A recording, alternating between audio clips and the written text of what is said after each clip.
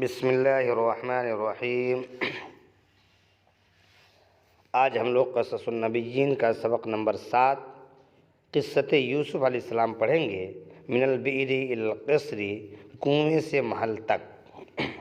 وکانت جماعۃ تسافر فی ہذہ الغابۃ، اور اس جنگل میں ایک جماعت سفر کر رہی تھی۔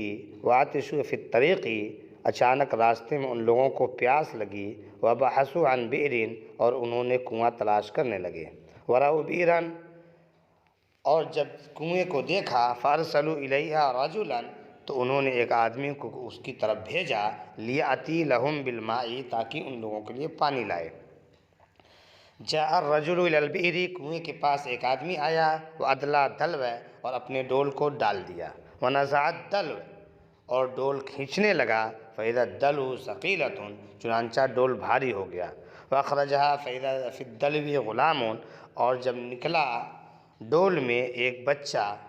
دہش الرجل ونادى، تو آدمی ڈر گیا اور پکارنے لگا، یا بشریٰ ھذا غلام، خوشخبری ہے اس بچے کی۔ وفرح الناس جدا واخفوه، اور لوگ بڑے خوش ہوئے اور اس کو دیکھ کر ڈر گئے۔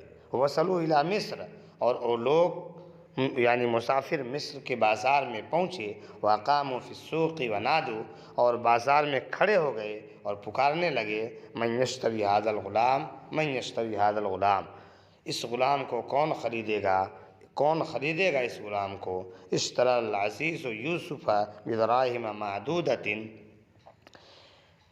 یوسف علیہ السلام کو بادشاہ نے خرید لیا چند درہموں میں۔ وباعت التجار وما عرفوا یوسف، اور تاجروں نے بیچ دیا اور یوسف کو نہیں پہچانا۔